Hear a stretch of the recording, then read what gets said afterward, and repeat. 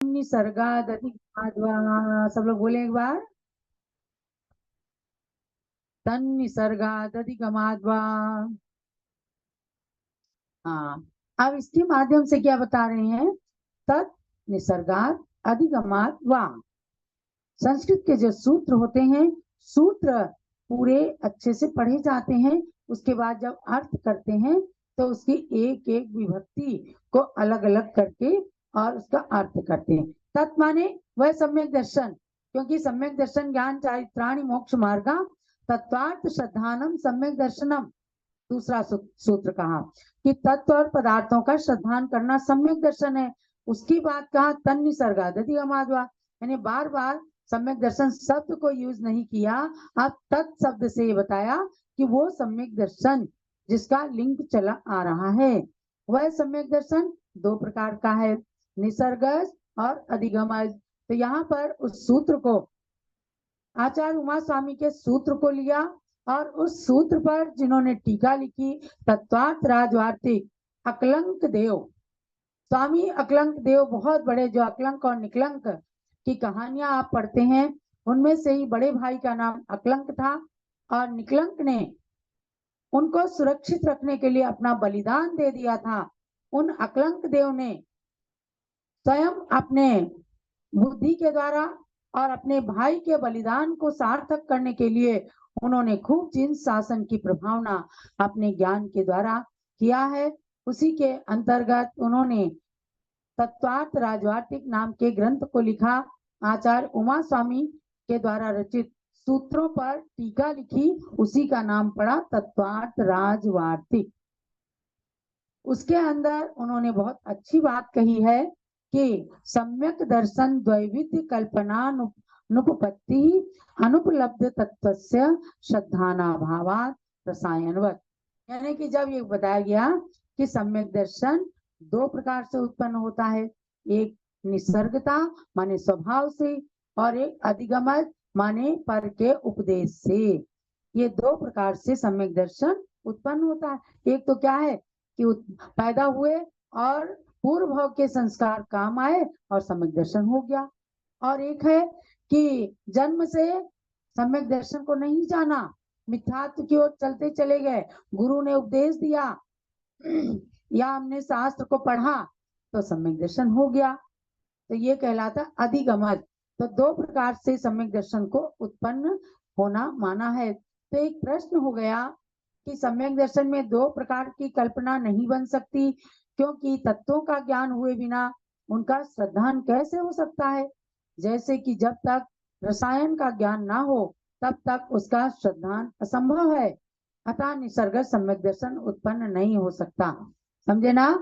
ये संख्या की कि भाई अगर किसी मेडिसिन का हमें नाम और उसका काम नहीं पता है तो क्या करें, बुखार की दवाई का अगर क्रोसिन लेने से बुखार जाता है, ये श्रद्धान है, तभी तो क्रोसिन लेंगे बुखार आएगा। तो कह रहे हैं कि जब ऐसे रसायन माने वैद्य की दृष्टि से बता रहे हैं कि किसी दवाई को उसका काम जाने बिना उसका श्रद्धान असंभव है, उसी प्रकार से जब तक हम नहीं जानेंगे तत्व और पदार्थों का श्रद्धान करना सम्यक दर्शन है, तो हम सम्यक दर्शन को नहीं पा सकते। तो निसर्गज को तो हटा दो, केवल अधिगमज को रखो, क्योंकि जब उपदेश मिलेगा तभी हम सम्यक दर्शन ग्रहण करेंगे।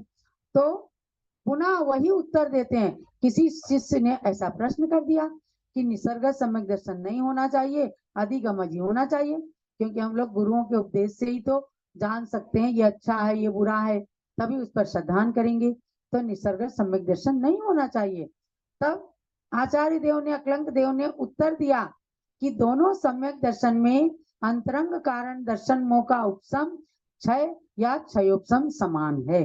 अंतरंग और बहिरंग कारण दो दिए थे। अंतरंग में दर्शन मोहनी कर्म जब दब जाएगा, उपशमन हो जाएगा, क्षय हो जाएगा या क्षयोपशम होगा, तब सम्यक दर्शन उत्पन्न होगा। तो इसके होने पर जो बाह्य उपदेश के बिना प्रकट होता है वह निसर्गज कहलाता है, तथा जो परोपदेश से होता है वो अधिगमज कहलाता है। लोक में भी शेर, भेड़िया, चीता में सूरता, क्रूरता आदि परोपदेश के बिना होने से नैसर्गिक कहे जाते हैं। यद्यपि इनमें कर्मोदय की अपेक्षा है, फिर भी परोपदेश की अपेक्षा न होने से ही ये स्वाभाविक है। वैसे ही यहाँ पर भी सम्यक दर्शन में परोपदेश की अपेक्षा न होने पर ही निसर्गता स्वीकार की गई है। बड़ा सरल विषय है कि शेर चीते पैदा हुए, अपने आप भागने लग जाते हैं, उनकी माँ सिखाते नहीं है कि आप भागना शुरू करो, ये उनका स्वभाव है। तो इसी प्रकार से अगर कोई सम्यक दर्शन पैदा होते ही पूर्व जन्म में किसी चीज को हमने पढ़ा लिखा था, समझो कि बहुत अच्छा स्वाध्याय किया था और पैदा होते ही 8 साल की उम्र के बाद वो चीजें हमें समझ में आने लग गई, तो वो निसर्ग सम्यक दर्शन कहा जाता है। क्यों? उसमें हमने किसी गुरु से नहीं जाना, हमारे पूर्वों की जाति स्मरण की बातें याद आने से, और इसमें कर्म का उदय है जो निसर्ग सम्यक दर्शन हुआ। फिर भी परोपदेश की अपेक्षा न होने से ये निसर्गज कहलाता। तो कह रहे निसर्गज और अधिगमत दोनों चीजें हैं, दोनों में से हम किसी को भी हटा नहीं सकते। स्वभाव से भी हो सकता है, उपदेश से भी हो सकता है। जो स्वभाव से होगा वो निसर्गज कहलाएगा और जो उपदेश से होगा वो अधिगमज कहलाएगा। अब आप सबको सम्यक दर्शन है, समझ लो कि हमें सच्चे देवसात गुरु पर श्रद्धान है तो सम्यक दर्शन है। आप में से कोई मिथ्या दृष्टि है क्या? नहीं ना? हाँ, अपने को मिथ्या दृष्टि कभी मत कहना। एक बार एक विद्वान ने कह दिया सभा के अंदर, पता नहीं हम सम्यक दृष्टि हैं कि मिथ्या दृष्टि। इसका मतलब क्या हुआ कि आपको अपने ऊपर विश्वास नहीं है।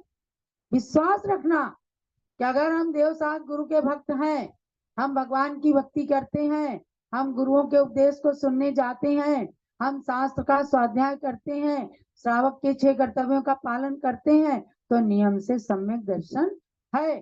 सम्यक दृष्टि के कोई सींग पूंछ नहीं उगता, उनके कोई लेबल नहीं लगा होता कि हम लेबल लगा दें, कोई ब्रांड लगा दें। ब्रांड है केवल देवसात गुरु की भक्ति करना, और अगर आप यही करते हैं तो आप ब्रांडेड सम्यक दृष्टि हैं। समझे देवेंद्र जी? आप ब्रांडेड सम्यक दृष्टि हैं। तो यहाँ तक के ही प्रकरण को आज हम लेंगे और अब प्रतिदिन स्वाध्याय चलेगा। सम्यक दृष्टियों की संख्या बढ़ी है क्योंकि आज जैसे हमारे यहाँ दीक्षाएं हुई हैं, ऐसे अनेक संघों के अंदर भी ब्रह्मचारी ब्रह्मचारियों की संख्या, दीक्षार्थियों की संख्या बढ़ती है। इन सब के त्याग की अनुमोदना करते हुए हम अपने सम्यक दर्शन को दृढ़ करते रहें, यही आज के स्वाध्याय का सार है। हमारे बीच में आज